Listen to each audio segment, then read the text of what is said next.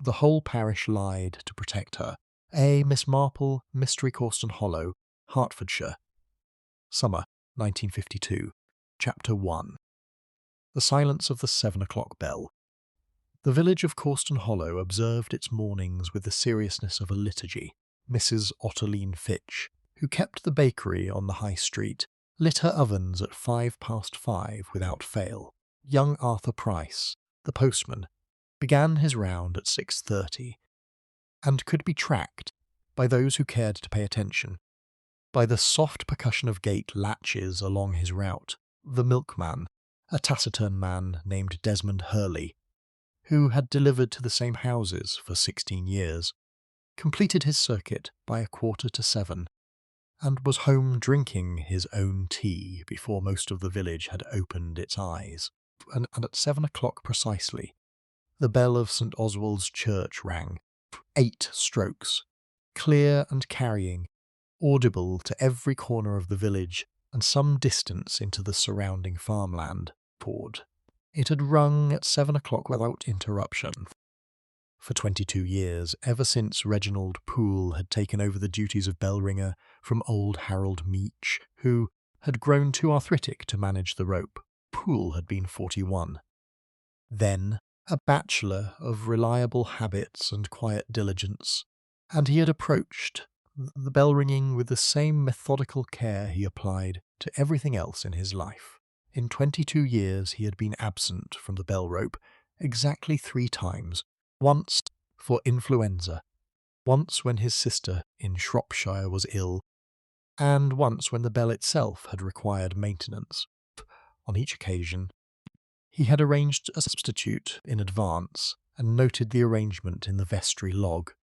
On the morning of Tuesday, the 3rd of June, 1952, the 7 o'clock bell did not ring. For the first minute or two, its absence went unremarked. The village's collective ear had grown so accustomed to the sound that it processed the silence as sound, the brain supplying what habit predicted.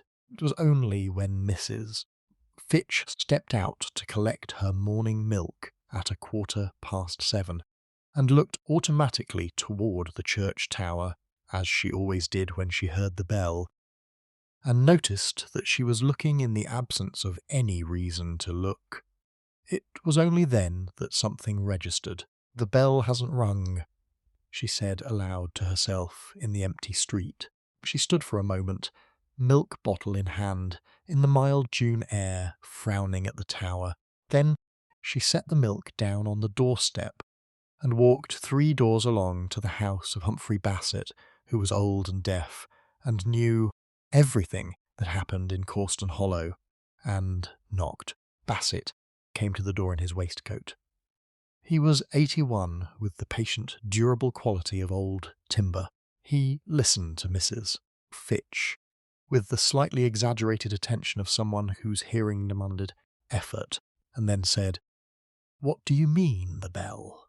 It hasn't rung. 7 o'clock, and not a sound." Bassett considered this. "Reginald's always early. He'd have been there since 5. That's what worries me." By 7:30, a small cluster had gathered outside the church gate. Mrs. Fitch, Bassett, Arthur Price, who had been passing on his round and stopped when he saw them, and a woman named Mrs. Dolly Hamper, who lived in the cottage directly opposite the church, and had heard the conversation from her bedroom window and come down in her housecoat.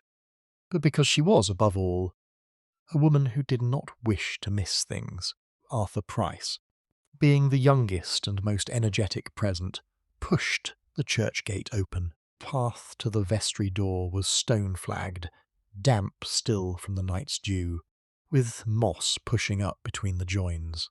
He knocked on the vestry door. He waited. He knocked again, and when the door swung inward at his second knock, unlatched, the lock not engaged, he stepped into the cool, stone-smelling interior and called out, "Mr. Poole, it's Arthur Price." His voice went into the silence of the church the way a stone goes into water. "Halt," he called again. Then he walked further inside. past the choir robes hanging on their hooks, past the vestry cupboard with its faded list of hymn numbers, past the door that led to the body of the church, and around the corner to the foot of the bell rope stairs. Reginald Poole was lying on the flagstone floor. He was on his left side, one arm stretched toward the door, stretched in a way that suggested reaching rather than falling, as though he had been trying to get to something. His eyes were closed. His face, in the grey morning light filtering down from the narrow lancet window above, wore an expression of mild, faintly bewildered surprise.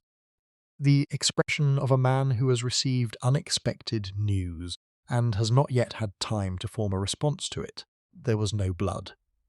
No sign of struggle, of furniture overturned, or anything knocked askew. Pstree. The vestry was as orderly as Reginald Poole himself had always been. He simply lay there, on the cool stone, in the morning light, very still. Arthur Price stood and stared for several seconds. Then he went back to the gate and said, with the slightly strangled calm of a young man forcing himself to be composed, "Someone fetch Dr. Crane. Please now." Dr. Aldous Crane arrived in 8 minutes, which everyone later agreed was impressive. He was 60, short, with a grey beard trimmed to military precision, and the manner of a man who had dealt with human distress for 30 years, and had found a form of efficient compassion that served everybody better than sentiment. He knelt beside Poole, examined, rose, and said, "Cardiac episode, most likely. Sometime between 5 and 7 this morning, possibly earlier." He looked at Arthur Price. "You found him?" "Yes. You did correctly in sending for me immediately. There is nothing to be done." He looked around the vestry with the particular thoroughness of a doctor satisfying himself. Nothing was disturbed. Nothing indicated anything beyond what the body itself suggested. "I'll need to write the certificate, of course. Natural causes. It was his heart." "He wasn't ill," said Mrs. Fitch, who had come into the vestry despite not being invited. "Many cardiac episodes occur without prior warning," Crane said, not unkindly, "especially in men of his age. He was 63, I believe." "63, yes," said Bassett from the doorway. "Same year as me." The body was removed at 9 o'clock. Bell was rung at 8:40 by the vicar. Reverend Thomas Holt, who had hurried from the vicarage in his cassock when the news reached him. A single, measured toll repeated slowly, not 7 strokes for the hour, but the slow, separate tolling that the village understood. Causton Hollow settled in to grieve. It was 3 days later, on the Thursday afternoon of the following week, that Miss Jane Marple stepped off the 2:10 train at the little station and was collected by her second cousin, Mrs. Harriet Voss, in a somewhat elderly Austin 7. Mrs. Voss had written to Miss Marple in St. Mary Mead 3 weeks earlier, asking if she might come for a fortnight. She had not been well, she said.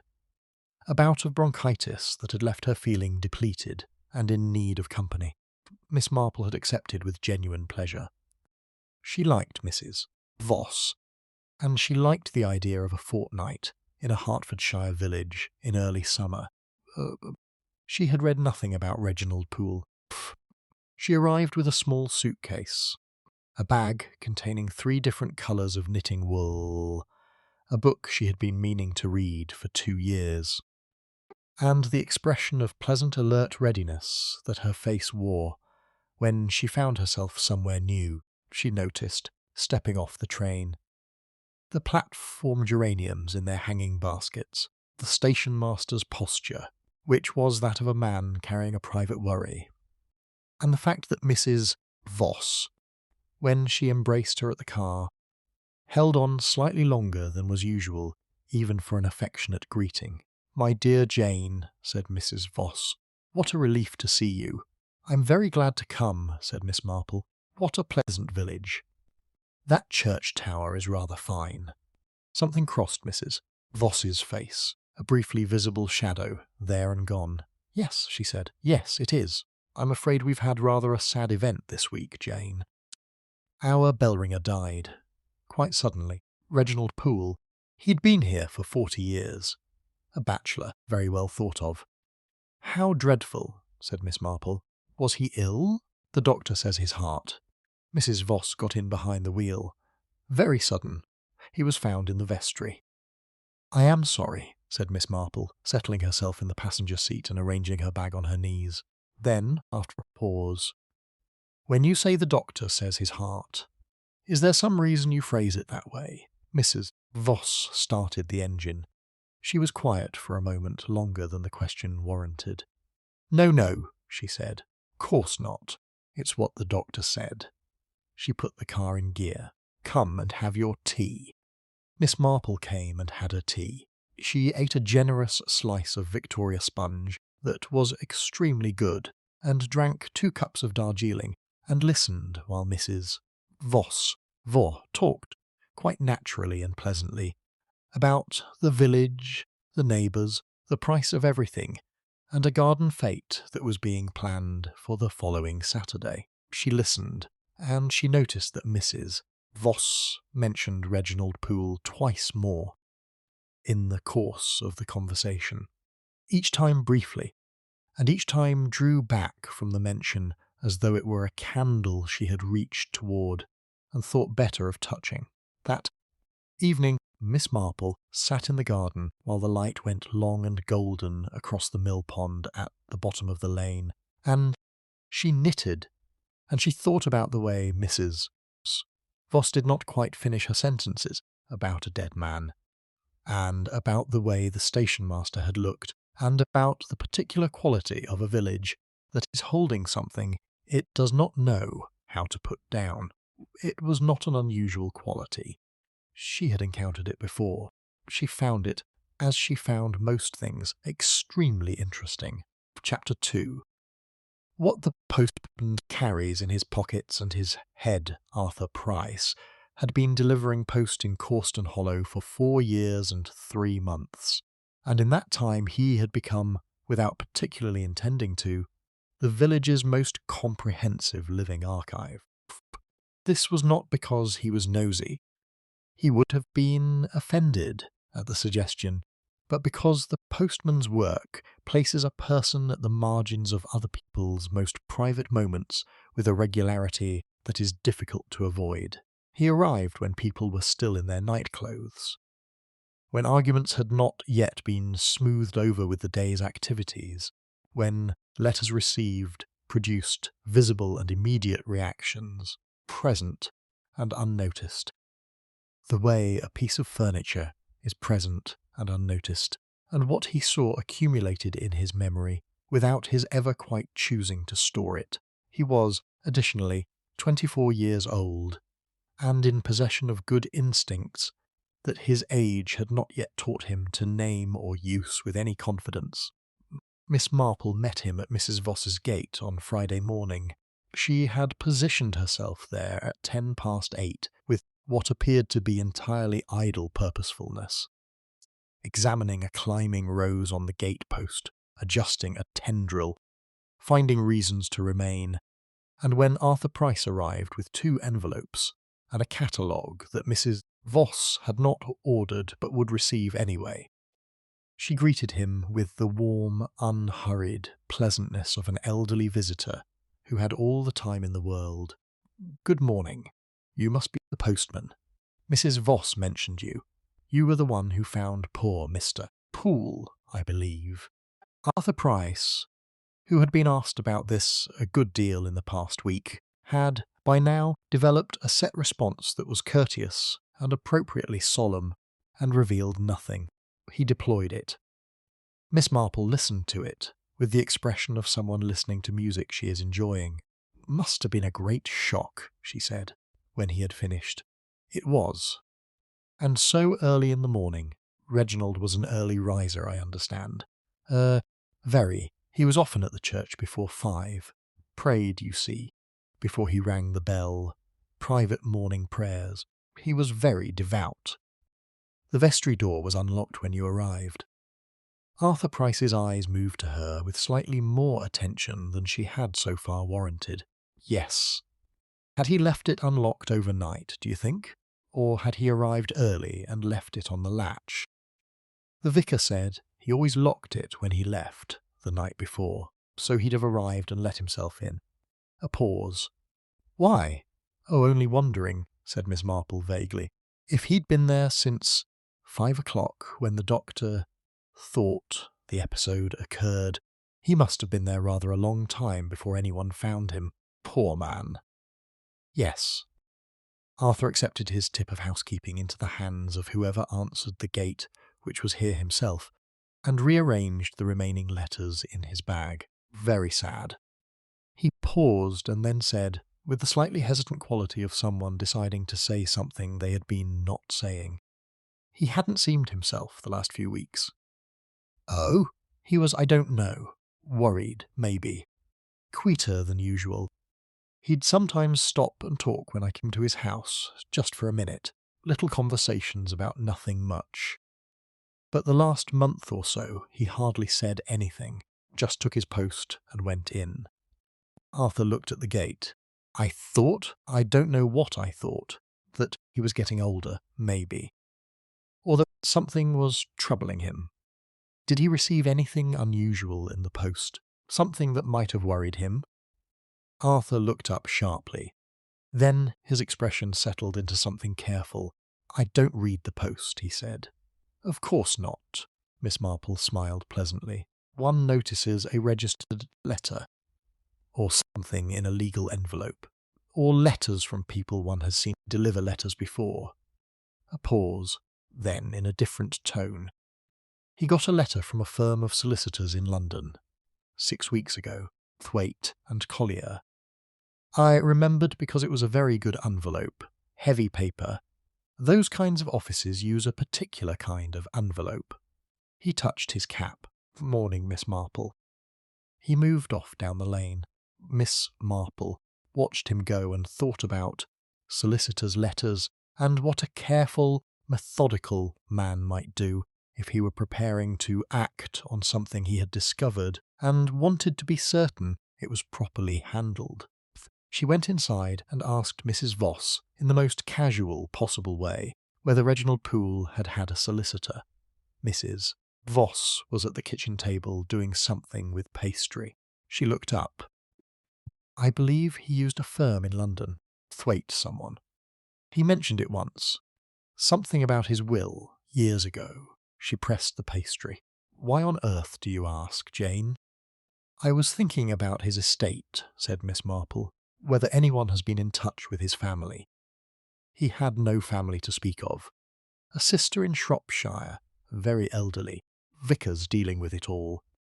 How sensible, said Miss Marple, and went to sit in the garden with her knitting and a number of thoughts that she turned over and examined with the methodical pleasure of someone sorting through interesting objects in a box.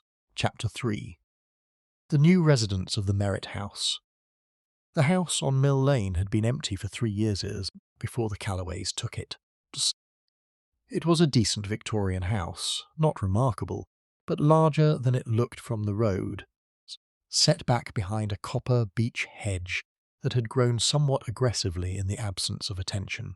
Previous owners, the Merritt family, had moved to Surrey following a business opportunity, and the house had stood vacant through 2 winters, acquiring a reputation as damp and possibly unsound, which was not particularly true, but was the sort of reputation that clings to empty houses in small English villages with the persistence of ivy. Mrs. Winifred Calloway and her daughter Petra arrived 8 weeks ago in a removal van of moderate size, having apparently not accumulated the quantity of furniture that the house could accommodate. They had come from, well, the village was not quite certain. Inquiries of a social nature had been met with the pleasant, comfortable vagueness of people who do not feel the need to explain themselves. Birmingham was the most popular theory. Manchester had been advanced and rejected. Someone maintained it was Northampton, without evidence. Mrs. Calloway was 50, perhaps a year or two past, with dark hair beginning to silver at the temples and the composed, carefully self-contained manner of a woman who has arranged her face into pleasantness as a matter of principle rather than emotion. She attended church, went to the post office, shopped at the bakery and the butcher's, and conversed with people she met without ever quite inviting further conversation. A hoard. She was what the village, after due deliberation, classified as a respectable widow, and left more or less alone on that basis. Petra Calloway was 25, and a different article entirely. Where her mother was composed, Petra was restless, not agitated, but with the kinetic quality of someone whose mind was always processing something, and whose body expressed this in constant, purposeful movement. She walked long distances, appeared at unexpected hours in unexpected places, and had a directness of gaze and manner that several people found rather startling. She was not unfriendly. She was simply not especially interested in performing the social rituals that small English villages run on, which meant she was perceived, with varying degrees of accuracy, as odd, proud, possibly difficult, and certainly interesting. Miss Marple encountered both of them at the village fete on Saturday morning.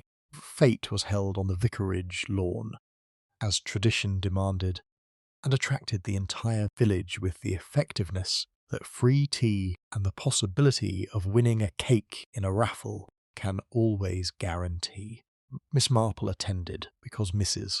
Voss wished to, and because she found village fetes, as she found most collective human activities, genuinely enjoyable and informative in approximately equal measure.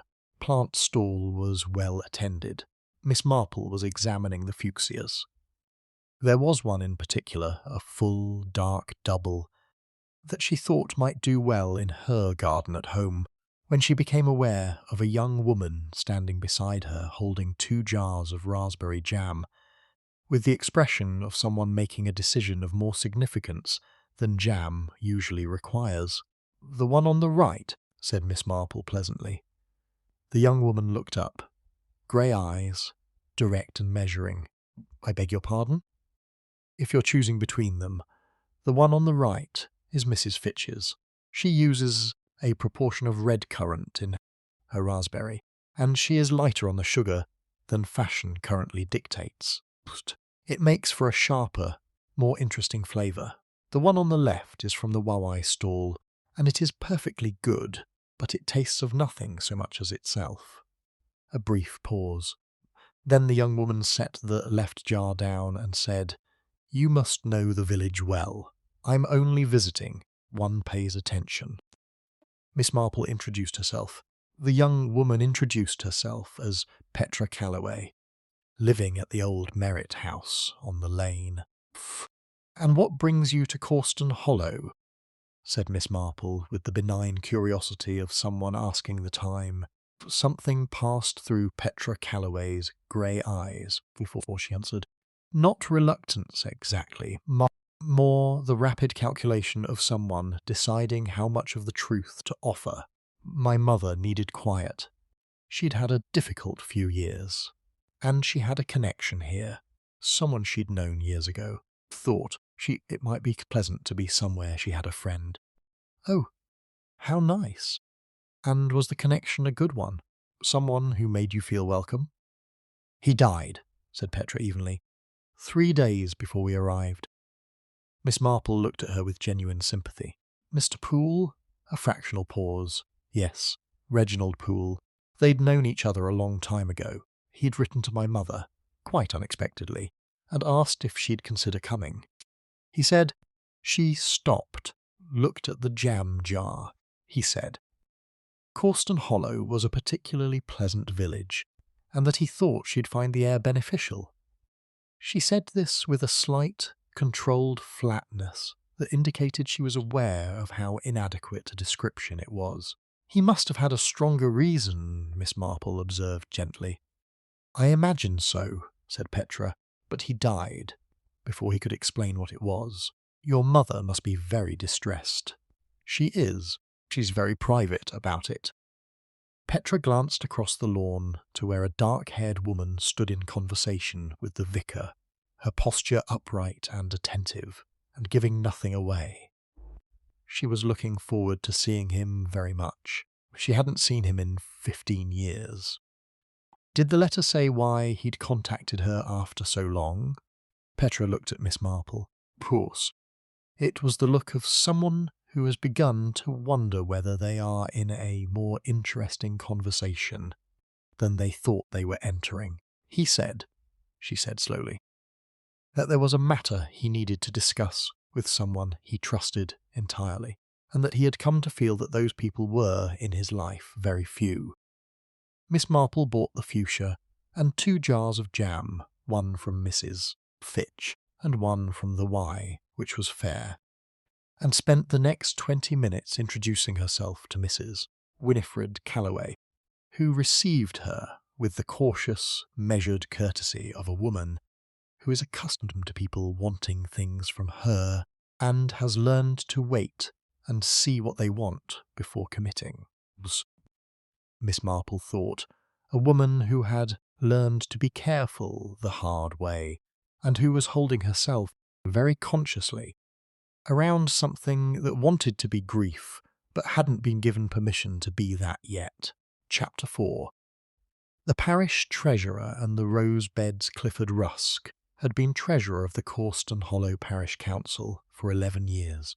He had been a partner in the land agency firm of Rusk and Prentice in Brentwood for 18.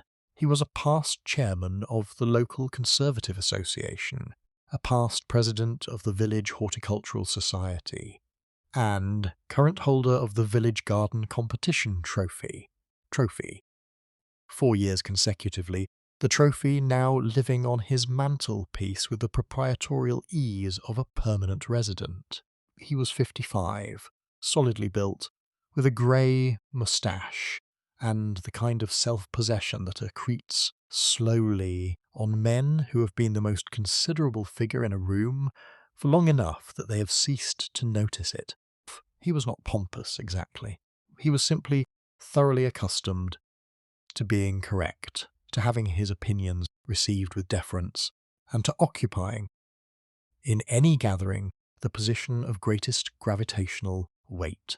He wore his authority as comfortably as he wore his well-cut suits, and with about as much consciousness.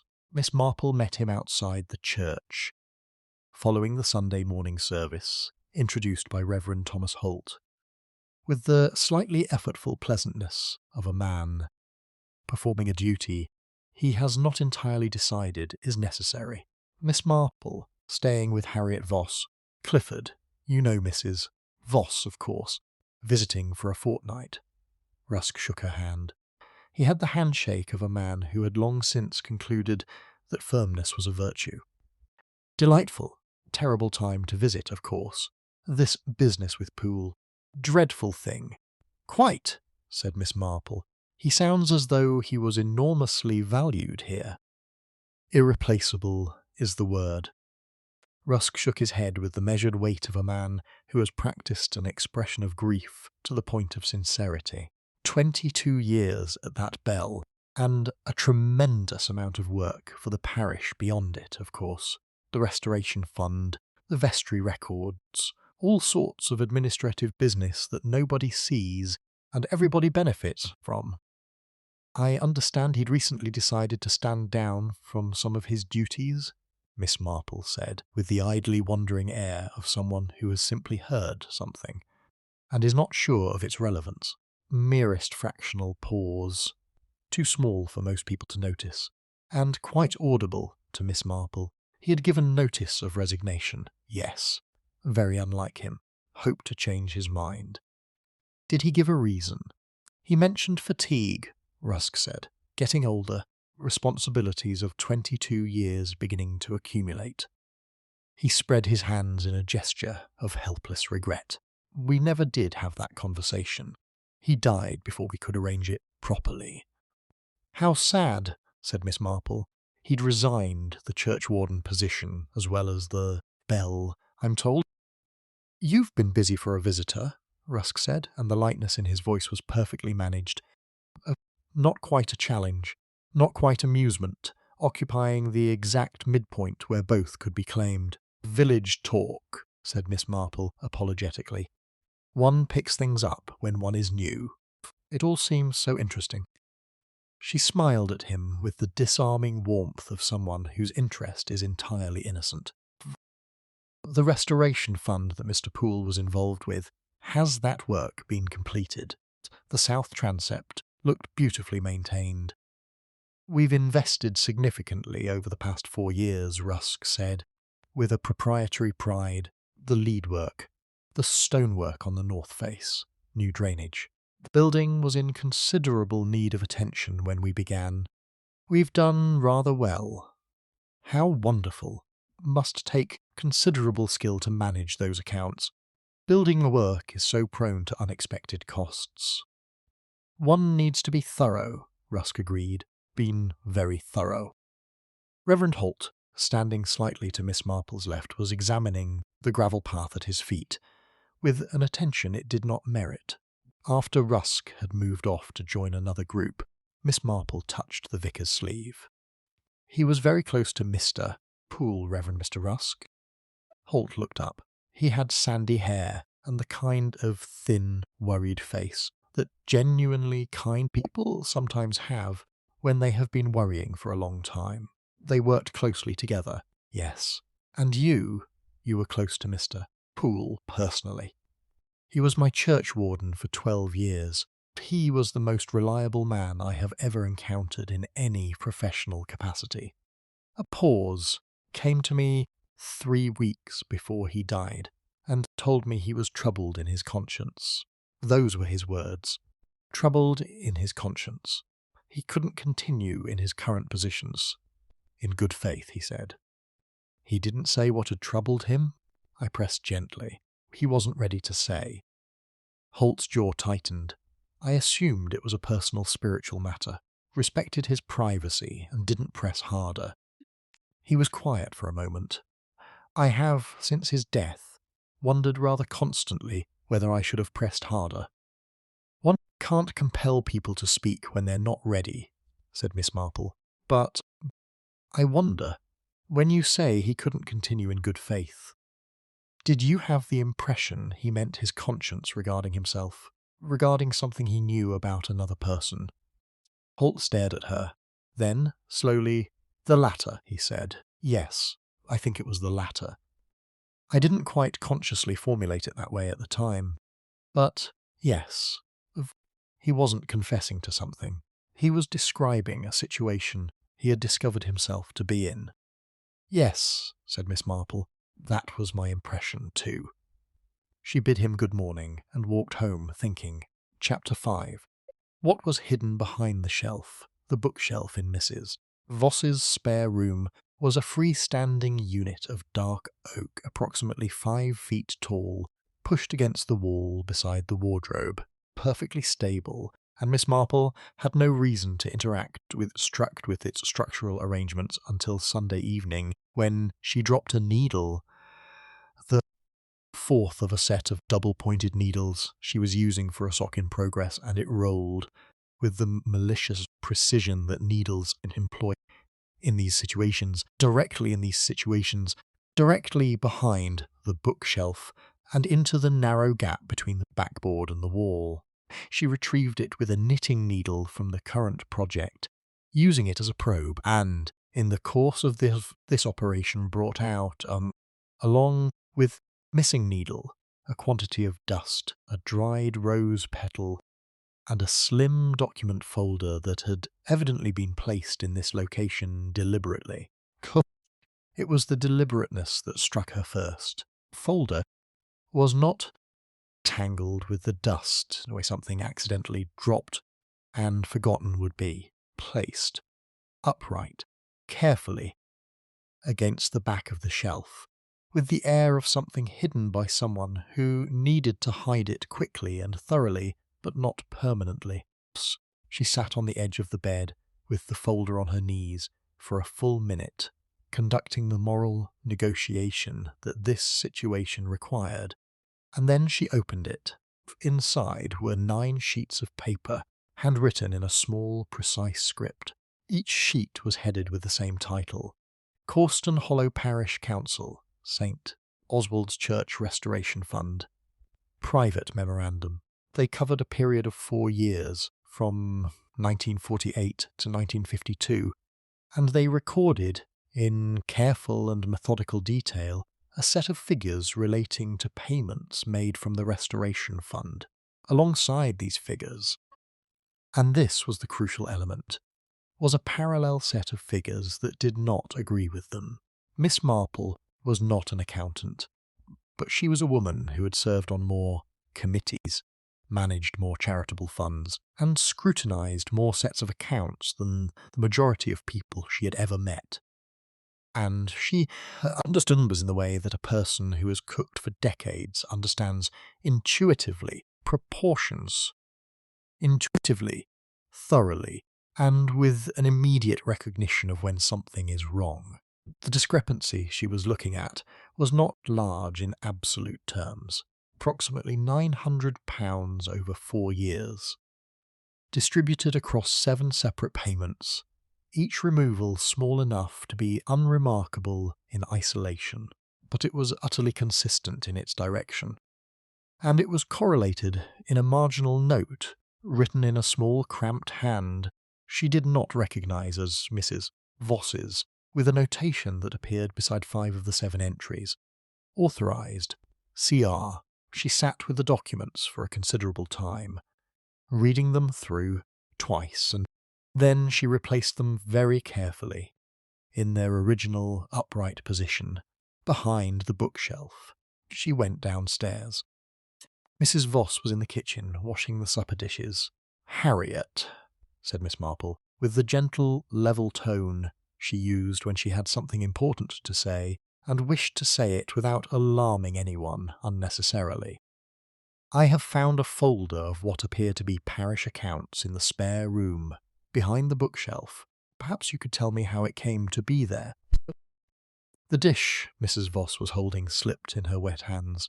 She caught it. She turned. Her face had gone the colour of uncooked pastry. "Oh, Jane," she said. "Jane." "Sit down, dear," said Miss Marple, "and tell me from the beginning. What Mrs. Voss told her came in pieces, assembled slowly, with the quality of something that had been waiting too long to be spoken, and was not entirely sure of the order it should come out in. She had to be asked questions. She had to be gently guided back from tangents. But Miss Marple was a patient woman, and by 9 o'clock in the evening she had the shape of it. Reginald Poole had come to Mrs. Voss's house 3 weeks before his death. He had arrived at 8:30 in the evening, having walked the short distance from his own house on the other side of the church, and he had been agitated in the way that very controlled people become agitated. Not visibly disordered, not distressed in any dramatic way, but with a kind of tight, suppressed energy beneath his usual methodical calm that Mrs. Voss, who had known him for 20 years, had never seen before. He had shown her the papers. He had explained that he had discovered, in the course of reviewing the archived accounts, it was part of his churchwarden duties to conduct a 5-yearly review of all archived financial records. A pattern of discrepancy that he had at first taken to be an administrative error, but that was, he had now determined beyond any reasonable doubt, not an error at all, not named Rusk in that initial conversation. He had not needed to. The initials were there, and both of them knew who they referred to. He wanted the folder kept somewhere that was not his own house, he said, because he was not certain about the security of his own house. He trusted Mrs. Voss. He had left it with her, and told her that if anything happened to him before he could act, he was planning to take the matter to the bishop's office the following week. She should take the papers to the police. And then he died, said Mrs. Voss. She had her handkerchief in both hands. But she had not cried, only compressed her mouth and looked at Miss Marple, with eyes that contained a large amount of something that needed to be put down. The doctor said heart attack, and it was all so quick. And Clifford Rusk spoke at the memorial and said, such perfectly appropriate things. Everybody seemed to accept it. And I told myself that if Reginald had been... She stopped, pressed her lips together again. I told myself that if there had been anything wrong, it would have been noticed. By the doctor. By someone. But you didn't quite believe that, said Miss Marple. I didn't sleep properly for a week. Mrs. Voss looked at her hands. No, I didn't quite believe it. The papers are still there, said Miss Marple. We will take care of them. Chapter 6. The chemist's particular habits Monday brought grey skies and a freshening wind that was not unpleasant, and Miss Marple walked to the chemist's with a troublesome hip that was no more troublesome than usual, but served as a convenient pretext. Sparrow's chemists occupied a position between the post office and the draper's on the high street. It was the kind of shop that had been in the same family for 2 generations and looked it. Not shabby, but settled, its stock arrangements dictated by habit, as much as by practicality, its labels handwritten in the same meticulous script that had labelled them since before the war, the interior smell of camphor and carbolic, and something faintly floral that Miss Marple identified as lavender water. Mr. Neville Sparrow was behind the counter. He was 53. Thin in the manner of a tall man, who has not gained a pound since his 30s, with a pale, precise face, and the focused attention of someone who reads very small print all day, and has learned to look carefully at everything. He was, Miss Marple thought, a man in whom caution was not a defensive measure, but a professional virtue. He had been careful so long that it had become simply how he was. She presented her troublesome hip. He was helpfully knowledgeable about several preparations. She asked about sleep, noting that she sometimes had difficulty, and he recommended a mild remedy and mentioned several others in a professional context.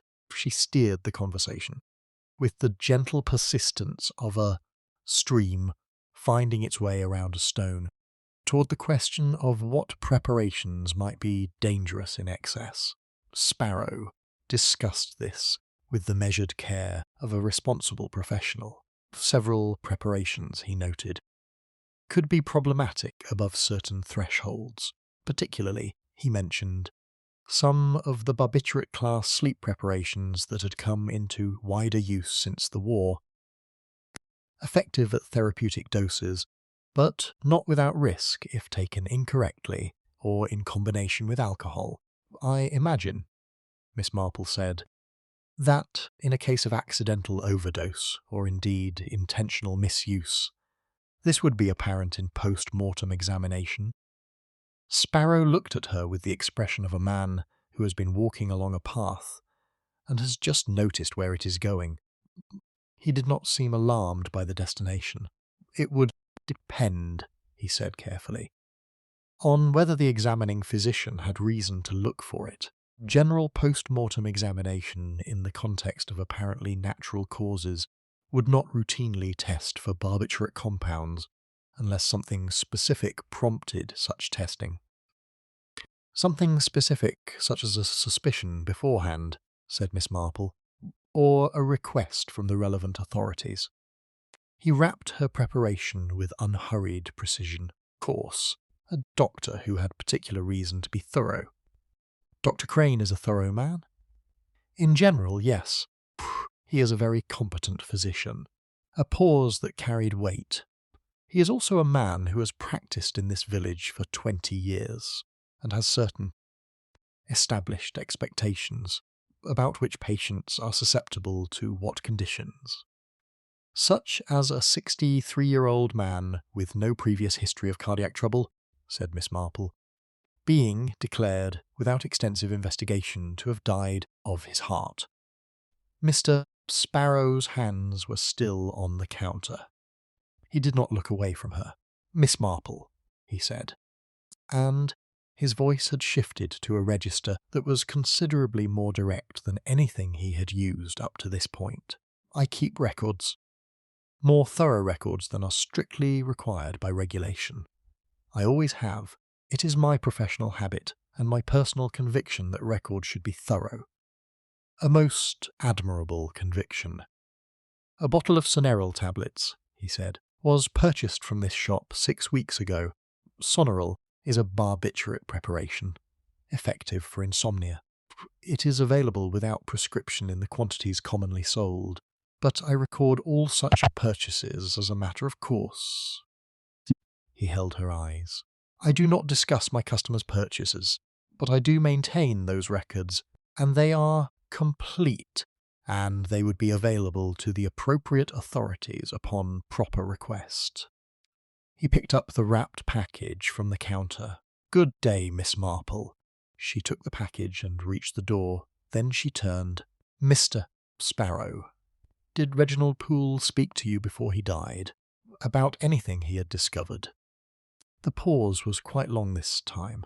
"He asked me," Sparrow said finally, "whether I would be willing to witness a document. I said yes. He came in on the 15th of May, and I witnessed his signature on a statement. I have the document." He held her gaze steadily. "I have been waiting to know what to do with it." "I think," said Miss Marple, "that you will know soon." She went out into the grey morning and stood on the pavement. For a moment the wind touching her hat, feeling the pieces of the picture shift and arrange themselves. Poole had been thorough. He had been, in his methodical, undemonstrative way, extraordinarily thorough.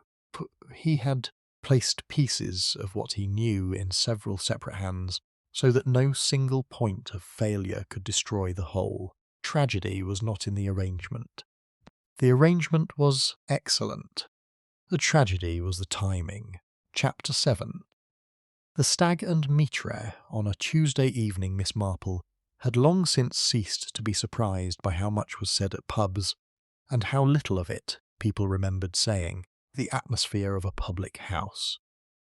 The warmth, the relaxation, the particular social permission that a glass of something granted.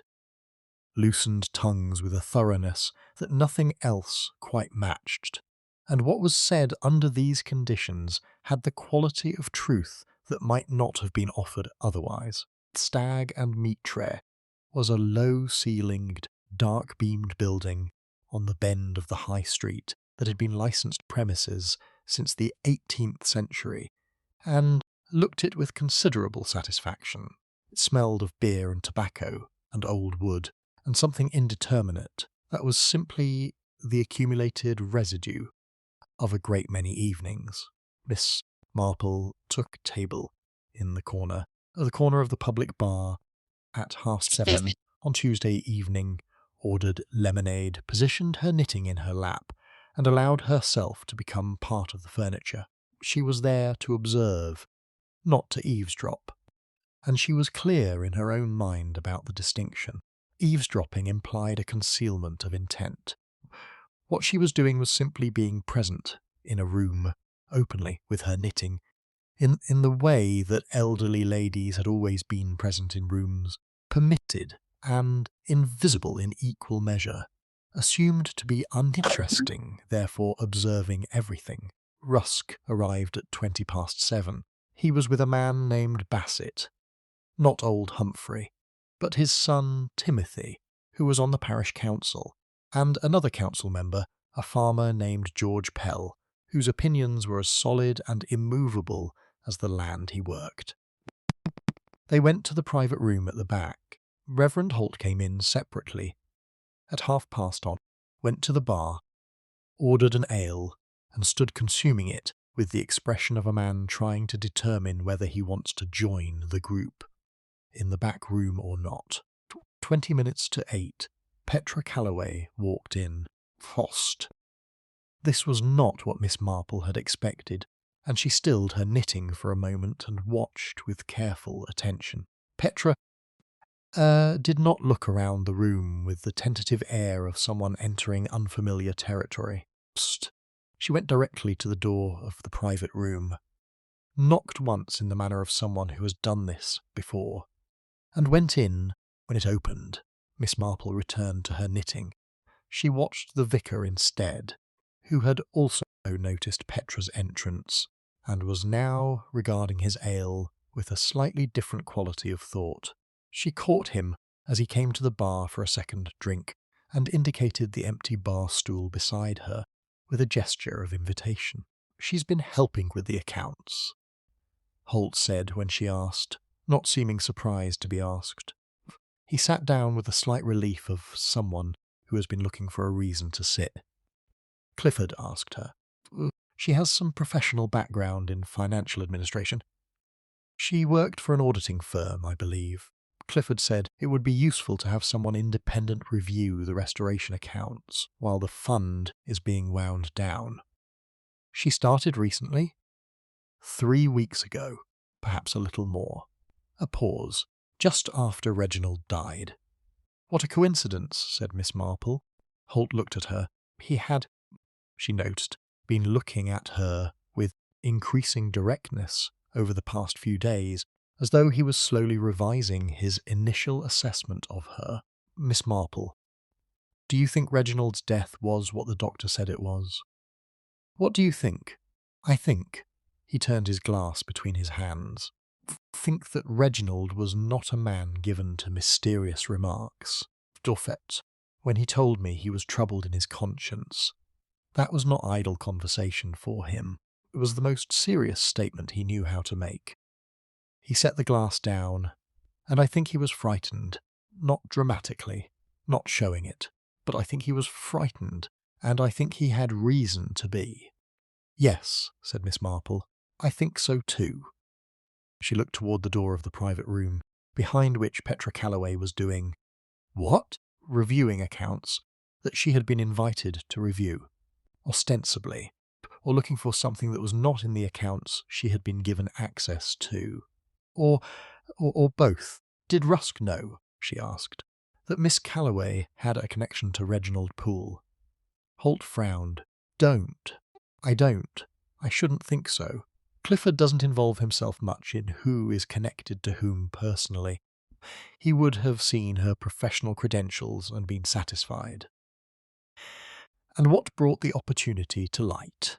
Who suggested her for the position?" "I'm not entirely." Holt stopped, looked at his glass again. "She offered," he said slowly. "She came to Clifford herself, not long after she arrived, and said she had experience in financial administration, and if there was anything she could do to help the parish during the difficult period following Reginald's death, she would be glad to. He was very grateful for the offer." "Of course he was," said Miss Marple, and went back to her knitting. Chapter 8. Mrs. Calloway Speaks. Without stopping herself, Wednesday morning arrived clear and bright, and with it Petra Calloway at Mrs. Voss's gate at 10:05, with the direct, composed manner that Miss Marple was coming to recognise as her habitual mode. "My mother would like to speak with you," she said, "if you have time this morning."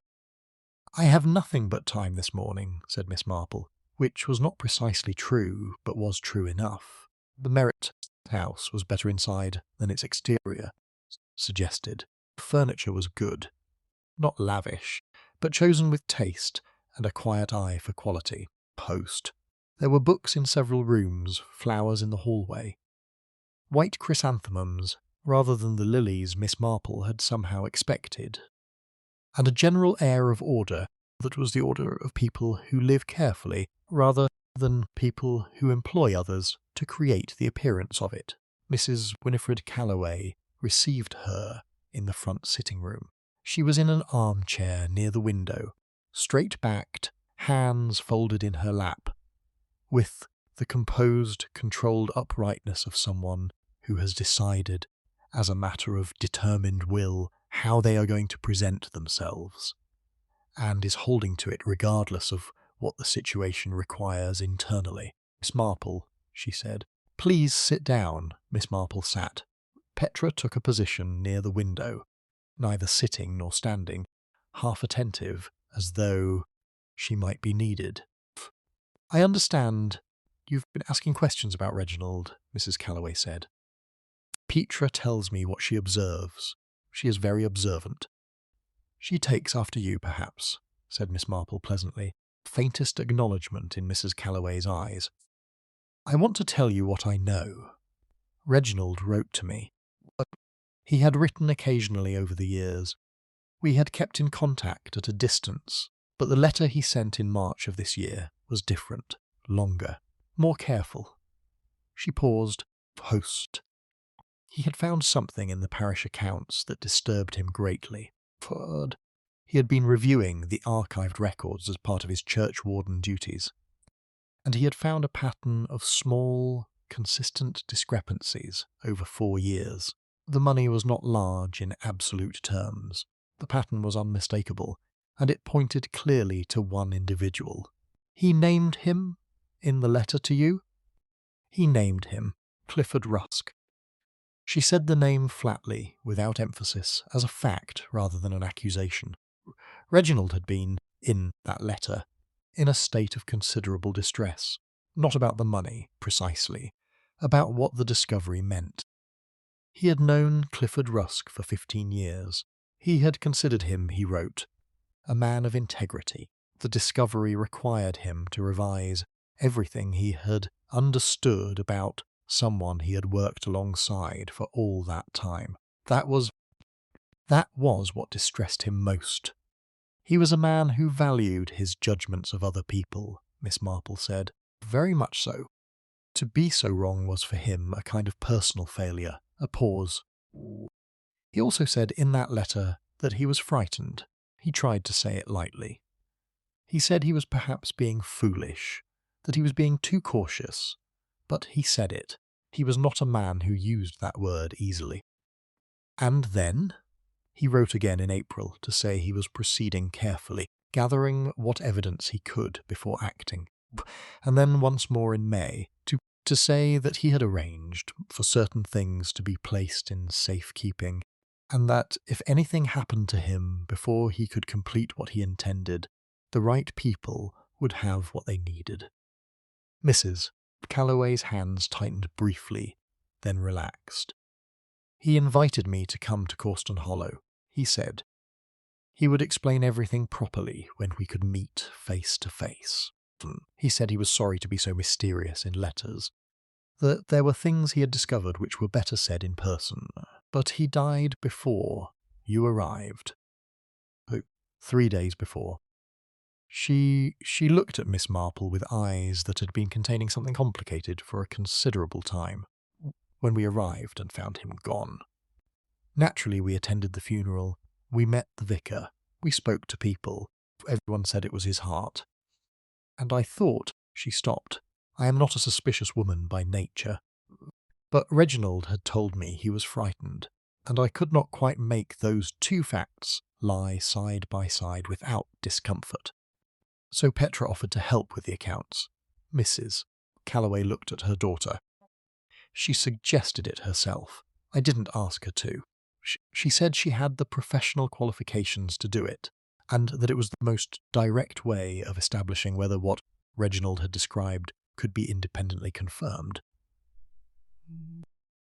A small sound that was not quite a laugh. She is considerably braver than I am. She is considerably younger, said Miss Marple. Bravery changes its shape over time.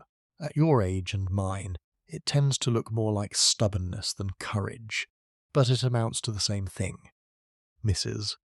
Calloway looked at her properly then, for the first time. Looked at her, and Miss Marple thought, actually saw her, rather than the surface of her. There is something Mr. Sparrow holds, Miss Marple said. A document. Reginald witnessed it with him. Have you been in contact with Mr. Sparrow? Reginald mentioned in his last letter that he had asked a particular person to hold something important, and that this person was trustworthy, and would know what to do when the time came. He didn't name him. "Mr. Sparrow has been waiting to know what to do," said Miss Marple. "I believe the time has come, but I think we need to gather everything together before we act, everything from every source, so that it cannot be dismissed or minimized.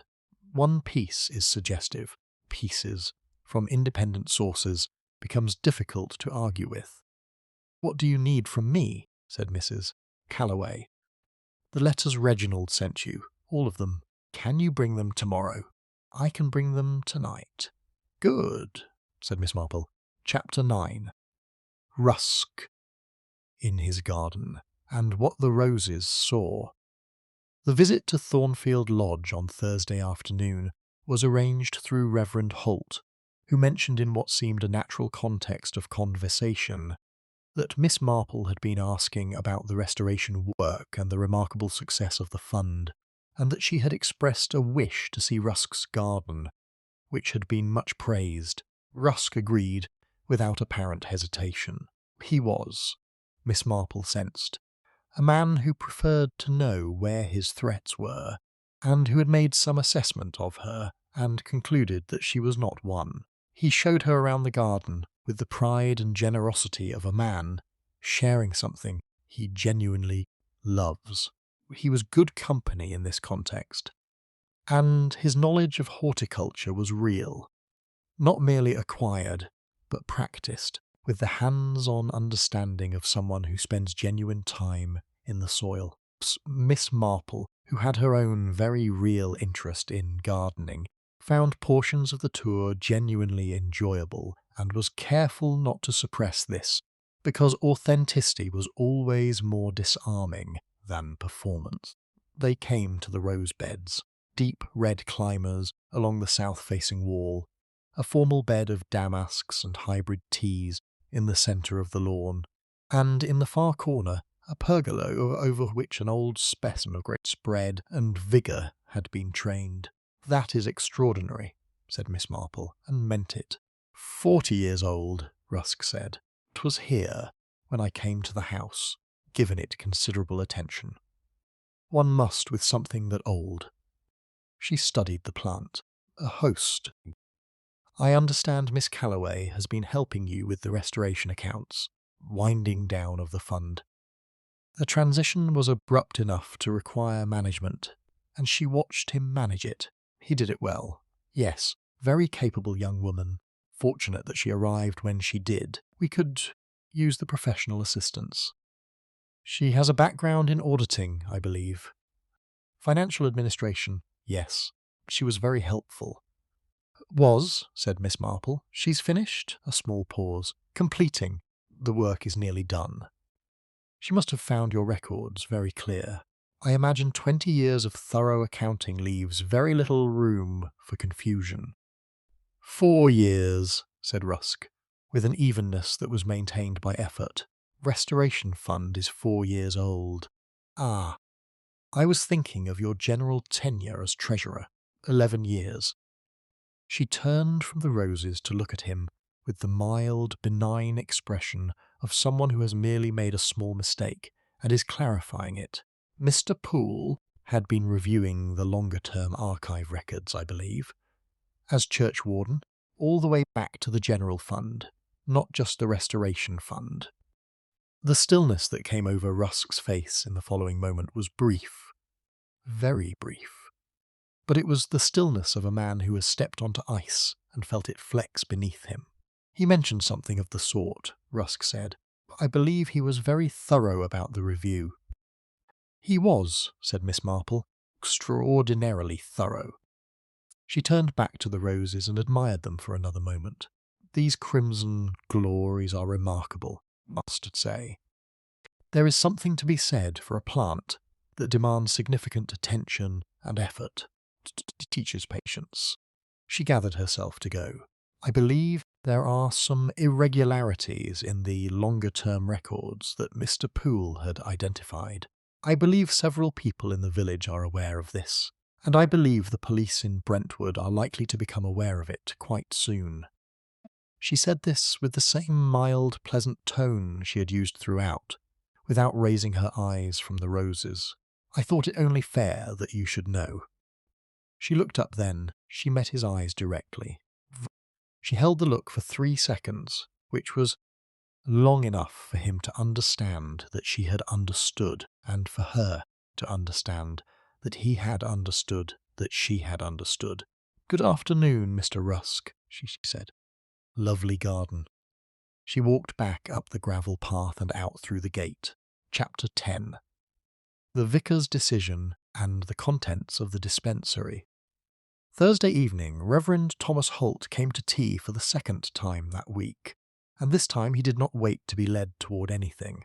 He sat down at the sitting-room tables and said, plainly and directly, "I have spent the day in the vestry archives, through every file, every folder, every loose sheet of paper I could find, looking for what was not there." Miss Marple poured tea and waited. There are 4 gaps in the correspondence files, 4 specific periods where invoices, contractor letters, and payment confirmations are missing.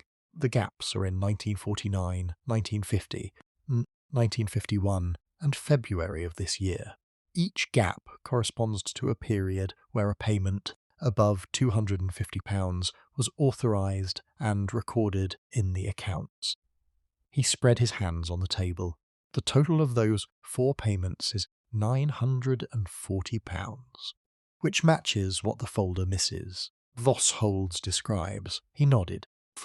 The original documents, the invoices from the contractors, would have shown what the work actually cost, and if what was paid was more than what was invoiced, the difference would have been. "Transferred," said Miss Marple. "Yes, it is a fairly uncomplicated mechanism. Complication is always in its detection." Reginald found it. Reginald found the archived original invoices, or copies of them, made at some earlier point, and compared them with the payment records. He had perhaps been suspicious for some time, or perhaps he found it quite by chance. Either way, once found, it was unmistakable. And then he was killed. Holt said it as a statement, not a question. He had, Miss Marple thought, been moving toward this conclusion for several days, and had arrived at it now with the grim clarity of someone who has stopped hoping the evidence will point somewhere else. How? Something was introduced into what he ate or drank before he went to the church on that final morning. Sedative preparation. Barbiturate in nature. In a quantity sufficient to produce a fatal cardiac event in a man of his age, administered in a manner that would cause effects to manifest gradually, over the course of an hour or 2.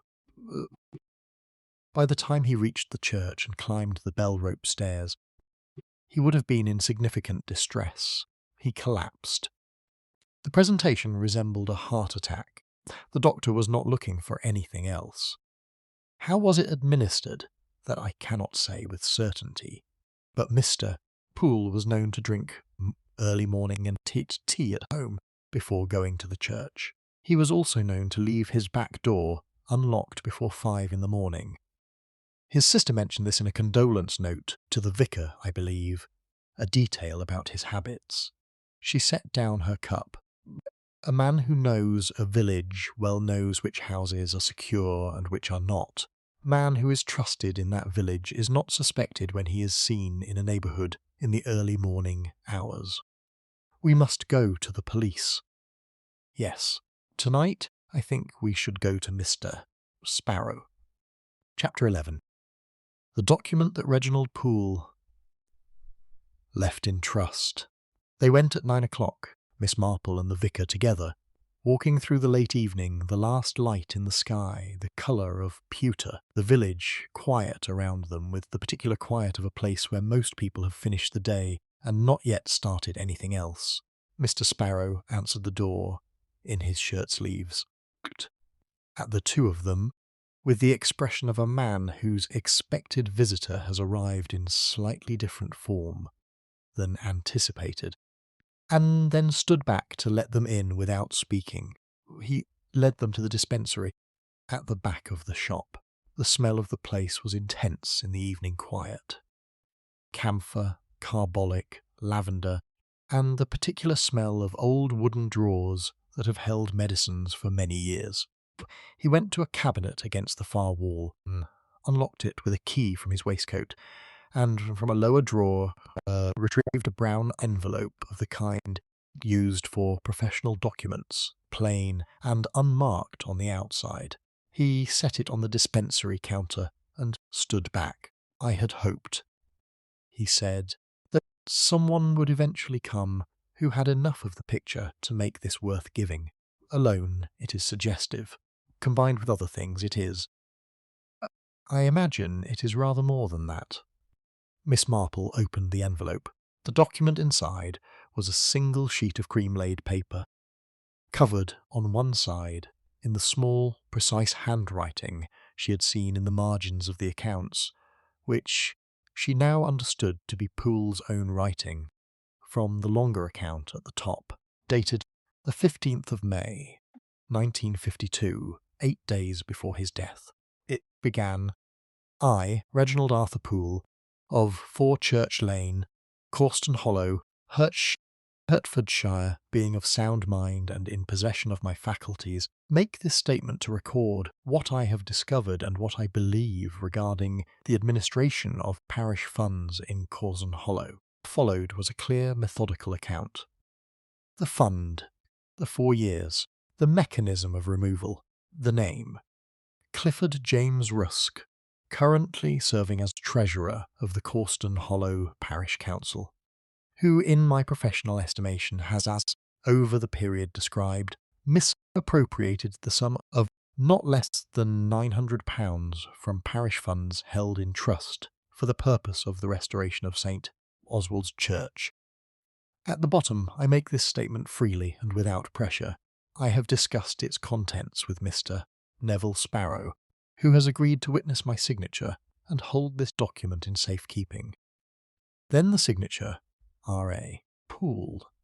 Below that, in different ink, but the same small hand. I believe I am in some danger from the individual named in this statement. If this document is read following my death, I ask that it be treated as a serious indication that my death may not have been natural in its causes. I do not say this dramatically. I say it because I am a careful man who examines evidence, and the evidence available to me suggests that the person named in this document is capable of considerably more than financial irregularity. The room was very quiet when Miss Marple set the document down.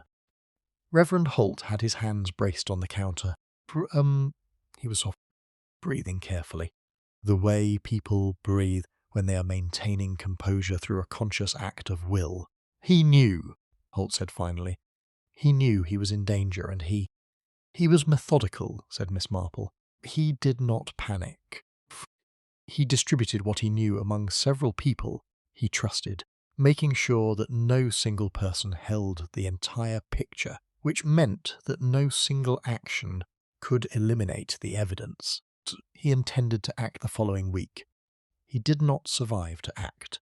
The evidence survived. She folded the document very carefully and replaced it in its envelope. Tomorrow morning I think you and Miss Calloway should go to Brentwood together. She will have the independent audit. We'll have the vestry records and the folder from Mrs. Voss and Mr. Sparrow will have this. 3 independent sources, said Sparrow quietly. 4, said Miss Marple, if Mrs. Calloway brings the letters Reginald sent her, which she has agreed to do. 4 independent sources, from 4 people who have no connection to one another beyond this single central fact. She picked up the envelope. Reginald Poole was not a dramatic man, but he was in this entirely correct. He was in danger, and he took the precautions available to him with remarkable thoroughness. She paused. Tragedy is that he needed to. Chapter 12. What Petra Calloway found in the numbers Friday morning. At 9:30, before she left with Reverend Holt for Brentwood, Petra Calloway came to Mrs. Voss's garden and sat across from Miss Marple in the low canvas chair and said, "I want to tell you what I found, before we go, in case it matters to know." Miss Marple had her knitting. She nodded. "Clifford Rusk is a careful man," Petra said. "Careful and intelligent. The mechanism he used was not simple.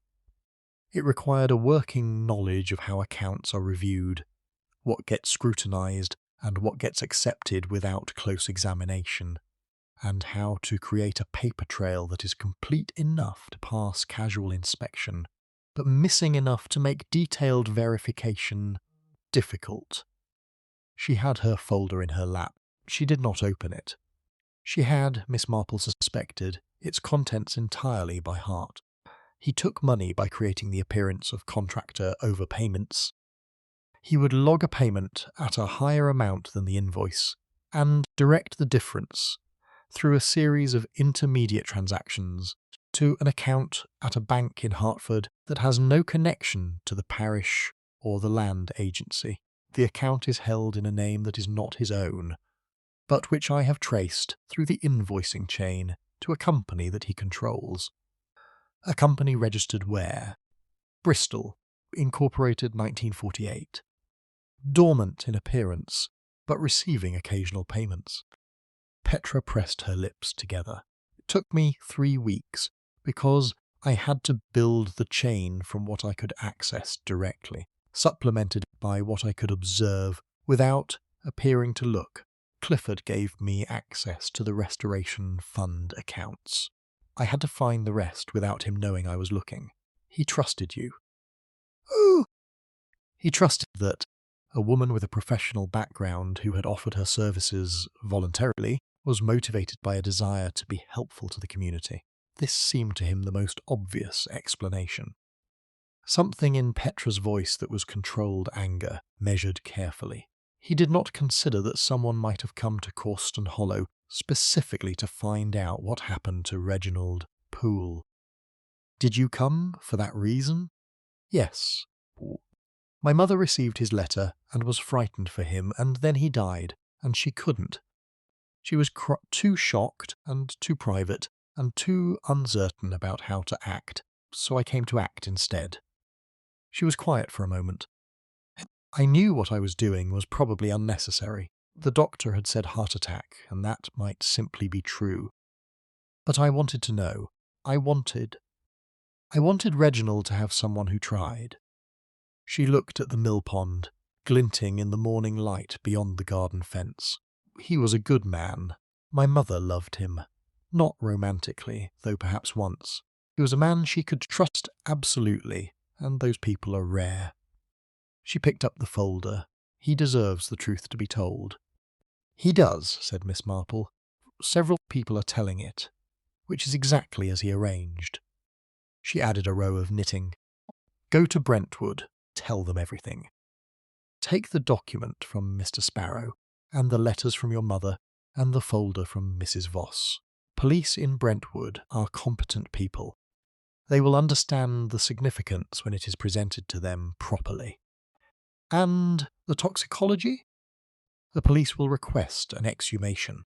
The examination will be conducted. Barbiturate compounds remain detectable in tissue and bone for a considerable time. Proper toxicological analysis, specifically directed, there will be no ambiguity." She paused. "It will take time, but it will be definitive." Petra stood.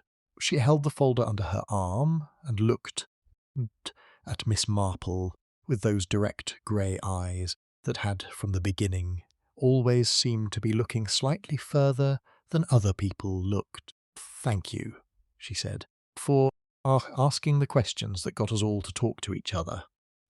"I didn't do anything very remarkable," said Miss Marple. "I was merely present, and I paid attention." She smiled. "Go along now." Chapter 13. The Police of Brentwood. Taken interest Detective Inspector Frank Fowler was 49, and had been with the Hertfordshire Constabulary for 27 years, which meant that he had dealt with, in no particular order of frequency, agricultural disputes, petty theft, occasional violence of the domestic sort, approximately 7 incidents that he would privately classify as serious crimes. He was a deliberate man. He wrote everything down in a small notebook, in small handwriting. He asked questions twice, if necessary, and he had a deep professional distrust of neat solutions, which he had learned by experience were almost always incomplete.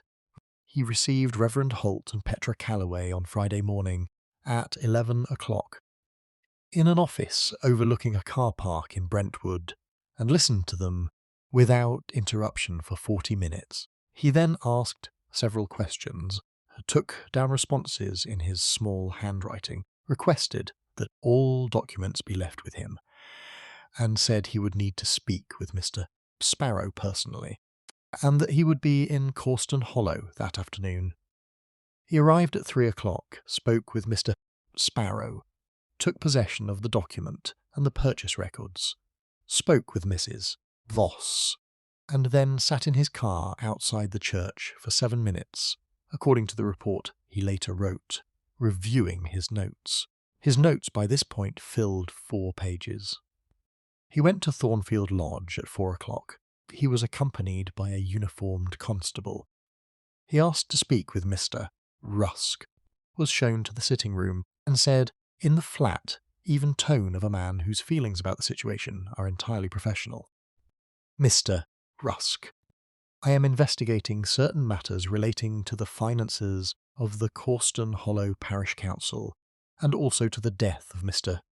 Reginald Poole, whose cause of death may require further examination. I'd like to ask you some questions." Rusk declined to answer questions without his solicitor present. This was, as Fowler later noted, entirely his legal right, and also, in Fowler's experience, the response of someone who has assessed the situation and found it significantly more serious than they had hoped. He returned to Brentwood. He set in motion the request for an exhumation order.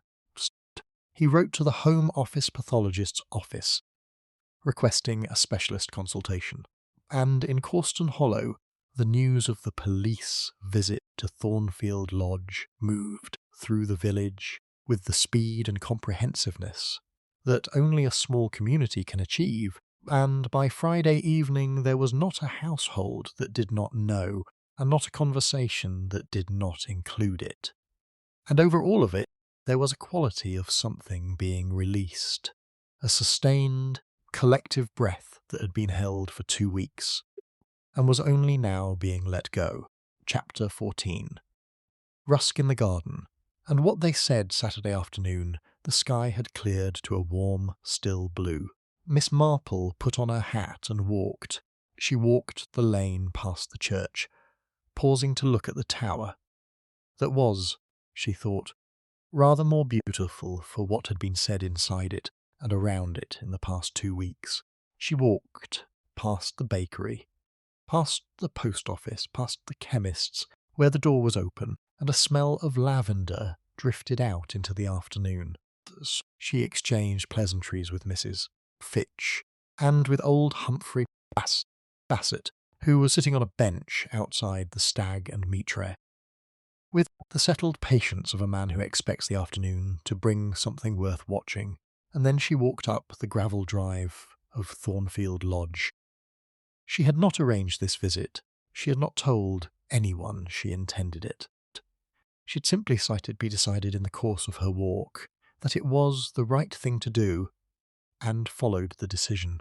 Rusk was in the garden, not in the rose beds today, but at the far end of the lawn, where a wooden chair and a small table had been set out, and he was sitting in the chair doing nothing at all, not reading, not occupied with anything, simply sitting and looking at the garden with the expression of a man who is looking at something that has belonged to him for a long time, and has begun the process of understanding that it will not belong to him much longer. He turned when she came through the gate. He was not surprised to see her. She sat in the other chair, which was beside his, as though it had been waiting. "I thought it would be you," he said, after a moment. "Several people," said Miss Marple. It was always several people. That was how Reginald arranged it. Rusk looked at his garden. Roses were in full bloom in the warm June afternoon. The crimson glories along the south wall, the damasks in the centre beds, the old pergola specimen throwing its great spread of red and rose and deep pink against the blue of the sky. He was going to destroy everything I had built, Rusk said. And he said it not as self-justification, but as simple, flat statement.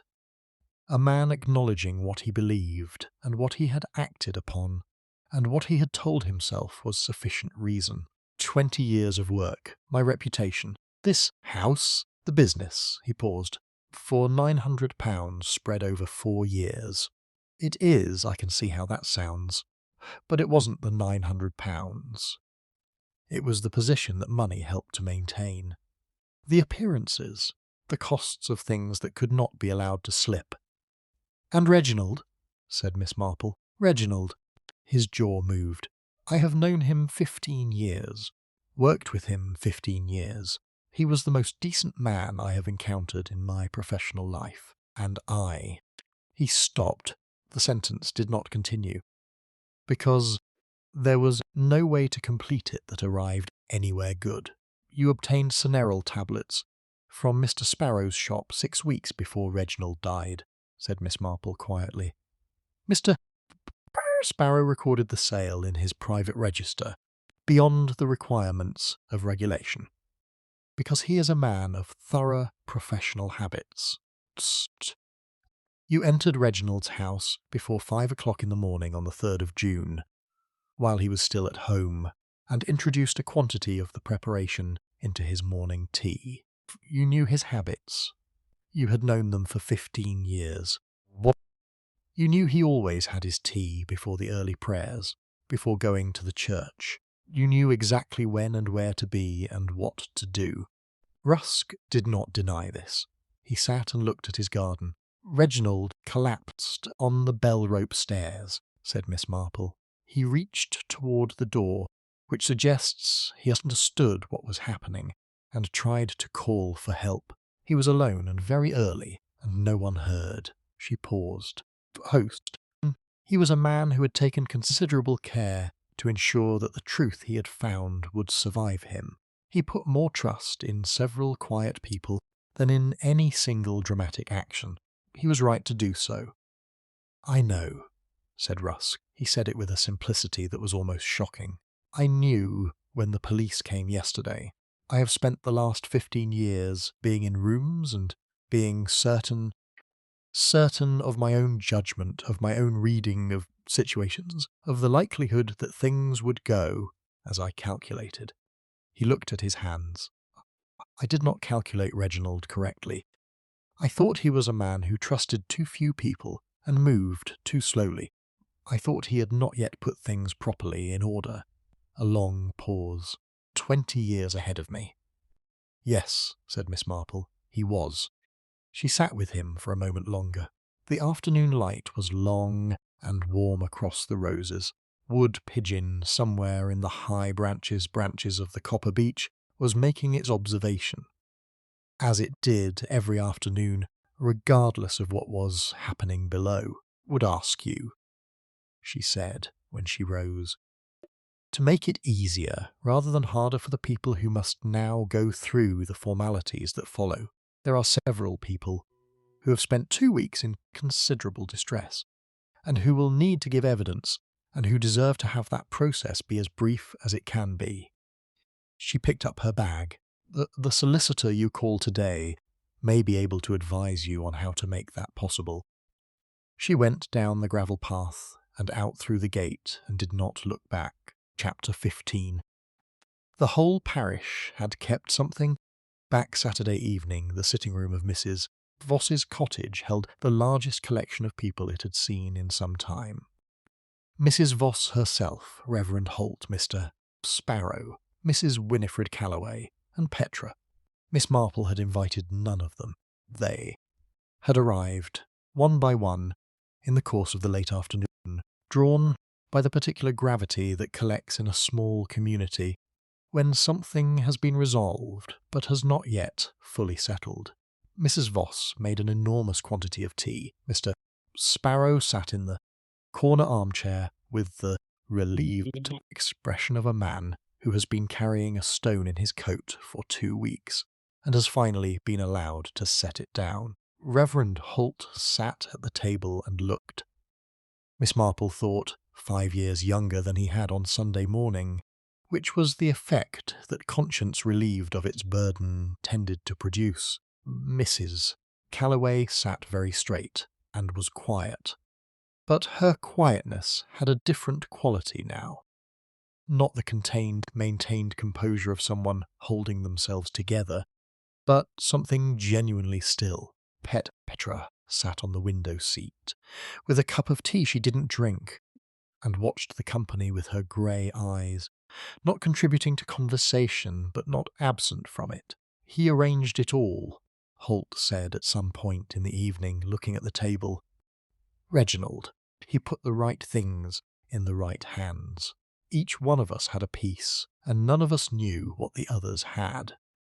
He didn't tell any of us the whole, said Mrs. Voss. He must have known that one of us might behave as I behaved, lose nerve, wait too long. He accounted for human nature, said Miss Marple. He was a man who understood it very well.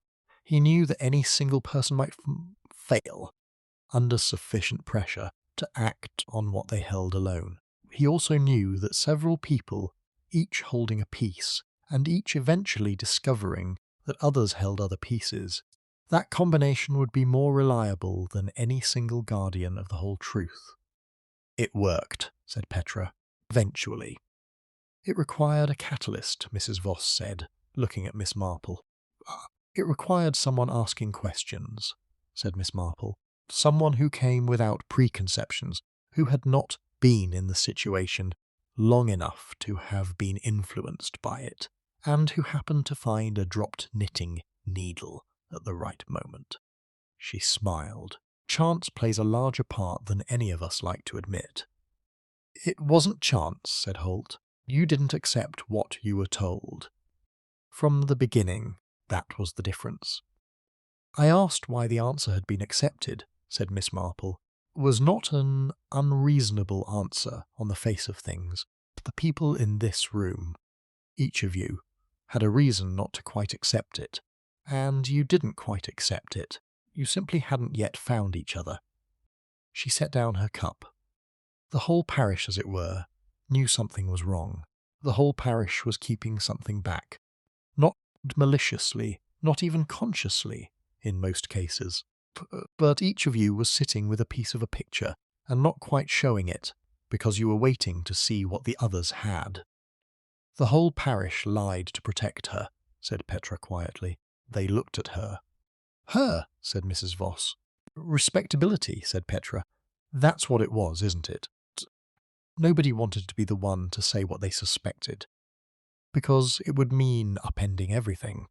The treasurer, the council, the memorial, the stories already told, host. It would have meant saying that the village had been wrong. Nobody wanted to protect Clifford Rusk specifically. They just wanted to protect what they thought they knew about their village. She looked out the window. That's a kind of lie, even if it isn't a deliberate one. Silence. The village will have to adjust its picture of itself, said Reverend Holt, slowly. That is not a small thing. No, said Miss Marple, but it is a necessary one, and villages are more resilient than they look. In my experience, they adjust. The adjustment is uncomfortable, and then time passes, and a new understanding settles in that is, on the whole, truer than the one it replaced. She rose, which is, I think, as much as one can ask of anything. What? The bell 16. So when it rang again Sunday morning, last morning in Causton Hollow. The bell rang at 7 o'clock. Duped. It was rung by the young curate from the neighbouring village, who had been driving over on Sundays since Poole's death, and who had a perfectly serviceable, if slightly erratic, technique. It was not Poole's bell. It did not have the precision, the steady, confident rhythm of 22 years' practice. But it rang. 8 strokes, clear and carrying, going out across the village and the surrounding farmland, as they had always done. Miss Marple heard it from the spare room, where she had been awake for 20 minutes, lying with her hands folded on the counterpane, listening to the birds, and thinking the pleasant, unhurried thoughts of someone who has completed a piece of work and is not yet required to begin another. She rose, she dressed, she packed her small suitcase with the methodical neatness of a woman who has packed and unpacked suitcases for many decades and has the business down to an efficiency that borders on art. She came downstairs to find Mrs. Voss already in the kitchen, which smelled of toast and the early morning quality of warm tea, and they had breakfast together with the companionable ease of 2 women who are fond of each other and have just spent a week in circumstances of considerable strain and are glad to be on the other side of them. Arthur Price arrived at the gate at 8:20. He had 2 envelopes for Mrs. Voss, and he paused when he saw Miss Marple at the gate with her suitcase. "Leaving, Miss Marple? I have the 9 o'clock train." He handed her the post and held the gate for her. Then, not quite meeting her eyes, "I heard about Mr. Rusk. I heard that the police—" "Yes, and that Reginald," he stopped, tried again. "That it wasn't." "It is being properly investigated," said Miss Marple. Arthur Price looked at the church tower. He was a broad-faced, open young man who had found something he did not know he needed to feel, and was working out what it was. "I knew something was wrong," he said, "right from the beginning, when I found him. Something, I don't know, something about the way the vestry was too right, as though someone had checked it." He looked at her. "That make any sense?" "More sense than you might think. I should have said something." "You told me about the solicitor's letter," said Miss Marple. "That was the first piece." He blinked. I didn't think of that as anything." "That is frequently the case with first pieces," said Miss Marple. "They rarely look like first pieces while they are happening. They only become first pieces in retrospect, when you can see what came after." She picked up her suitcase. "Found him. You raised the alarm. You told the truth about what you saw and what you noticed. That is an honourable account of your part in it." He touched his cap. He went on his round. She watched him go and thought, he would be all right, that young man. People who were troubled by the right things and who noticed what they noticed without dismissing it were usually all right.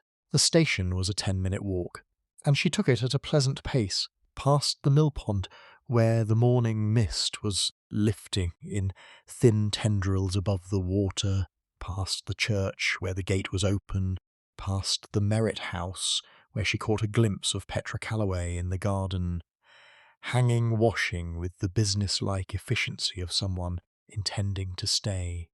She stopped at the church gate. She looked at the tower for a moment.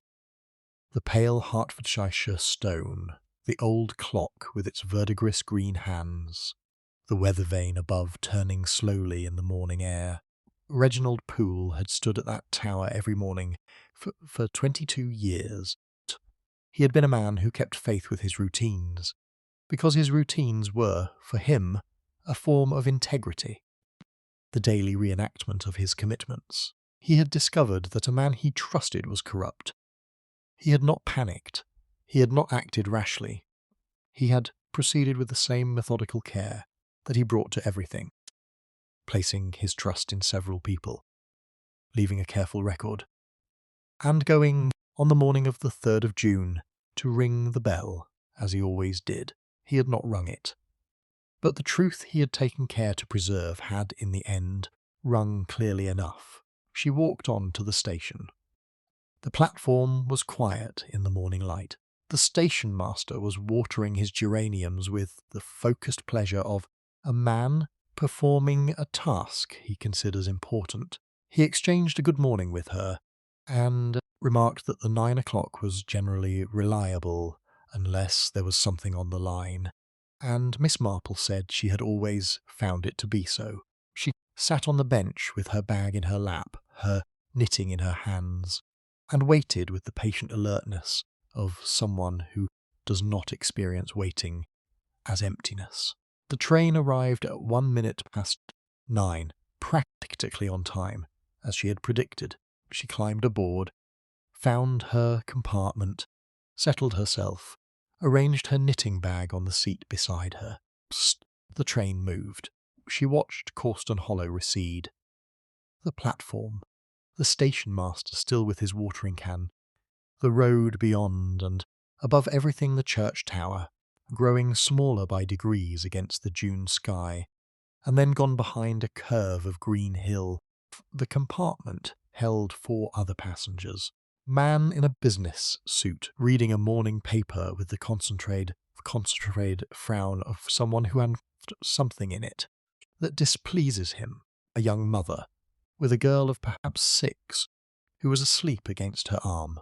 An elderly clergyman, who appeared to have found a comfortable position and intended to maintain it until his destination. And, in the far corner, a young woman who was looking out the window at the passing countryside, with an expression that Miss Marple recognised as the expression of someone who is composing something in their mind, working through a problem, or forming a plan, or arriving, step by step, at a decision.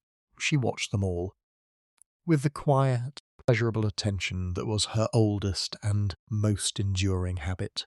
One village had resolved itself. Its secrets were in the process of being named. Its dead man's careful preparations had finally had their proper effect, and the quiet machinery of justice, slow, imperfect, procedural, and ultimately necessary, was turning in the direction that Reginald Poole had pointed it, and doing what it was meant to do. There would be other villages. There were always other villages. Were always, in the orderly surfaces of small English lives, the hidden fault lines, the accumulated resentments, the quiet corruptions, the careful concealment of things that did not fit the comfortable picture. Miss Marple had lived long enough to know that this was not a counsel of despair. It was simply the condition of human beings in proximity to one another. The good and the failed and the deliberately harmful living side by side, keeping their various accounts post.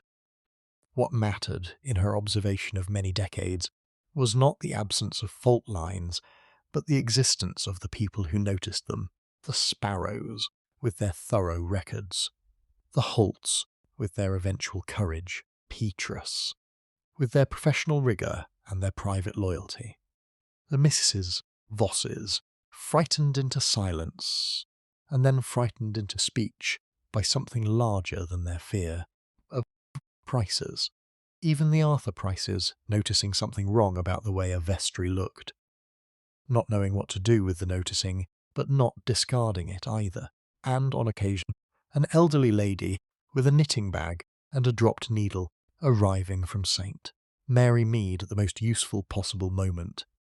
She cast on a new row and settled in for the journey. The end